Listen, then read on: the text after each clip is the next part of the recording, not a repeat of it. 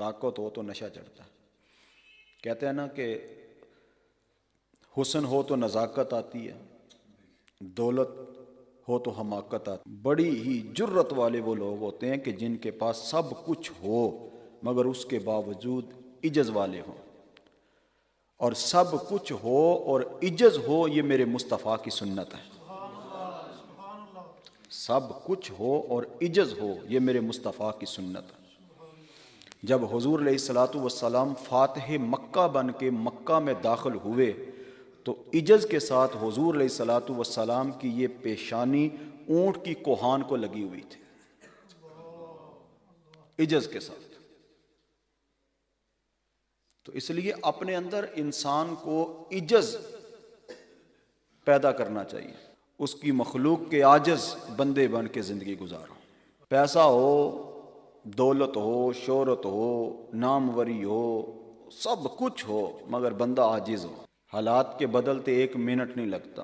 پڑھن اتے مان نہ کریں تے نہ آکھیں میں پڑھیا، او جبار کہار کہاوے متا روڑ دوے دودھ کڑیا.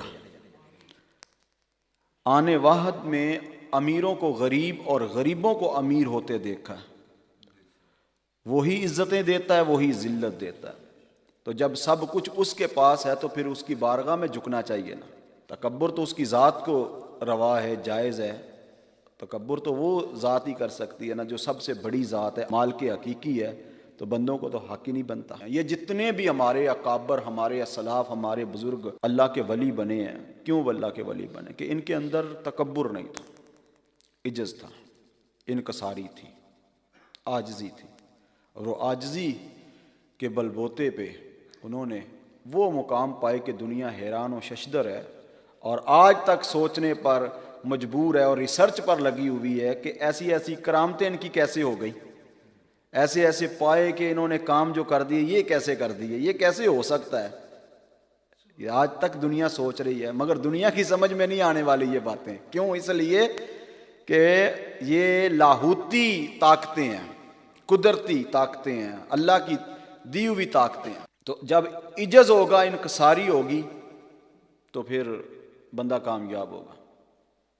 تو اپنے اندر عجز اور انکساری پیدا کر کے دولت ملے تب بھی، شہرت ملے تب بھی، ہر صورت میں، ہر لحاظ میں انسان کے اندر عجز اور انکساری ہو. ہم سب ایک ہیں. اگلے دن میں نا خطاب کر رہا تھا تو وہاں پہ میں نے ایک بات کی. لوگوں کی جب محبت پیار دیکھا نا تو میں نے لوگوں کو کہا کہ ہم بھی آپ جیسے لوگ ہیں. جو میٹیریل آپ کو لگا ہے وہی میٹیریل ہمیں لگا ہے. کوئی ہم مخصوص مخلوق نہیں ہے.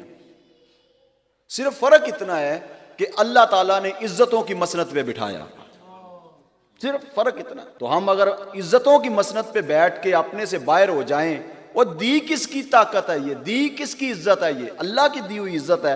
ہم اپنے سے باہر کیوں ہوں بھائی؟ ہمارے اندر کون سی خوبی ہے؟ دیکھیں نا، ذرا غور کریں، تفکر کریں، ذرا غور کریں، اپنے اندر جھانک کے دیکھیں کون سی بڑی چیز یا زیادہ چیز ہمیں دوسروں سے زیادہ لگی ہوئی ہے.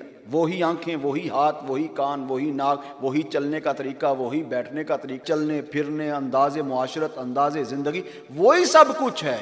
صرف ایک فرق ہے کہ اللہ نے ہمیں عزتوں کی مسند پہ بٹھایا، بس. تو جس نے اللہ نے عزتوں کی مسند پہ بٹھایا ہے تو پھر اس کے شکر گزار بندے بن کے ہمیں زندگی گزارنی چاہیے نا، نہ کہ ہم متکبر بن کے زندگی گزاریں، بندوں کو بندہ ہی نہ سمجھیں. اس کی مخلوق سے جتنا پیار کریں گے، اس کی مخلوق سے جتنا پیار کریں گے، وہ اللہ اتنی زیادہ عزتوں سے نوازتا رہے. اگر آپ چاہتے ہیں کہ کسی کی آنکھوں کے تارے بن جائیں تو آپ اس کی اولاد سے پیار کریں. جب آپ اس کی اولاد سے پیار کریں گے تو پھر یقیناً وہ بندے کی آنکھوں کے آپ تارے بن جائیں گے کہ آپ کسی کی اولاد سے پیار کرتے ہیں. تو اگر ہم اللہ کے بندوں سے پیار کریں گے، اگر ہم اللہ کے بندوں سے پیار کریں گے تو پھر انشاءاللہ اللہ کے مقرب بن جائیں گے. اللہ کے بندوں کے ساتھ پیار کرو. یہ جتنے بھی ہمارے اکابر گزرے ہیں، ہمارے اسلاف گزرے ہیں، ہمارے صوفیاء گزرے ہیں، انہوں نے اللہ کے بندوں سے پیار کیا.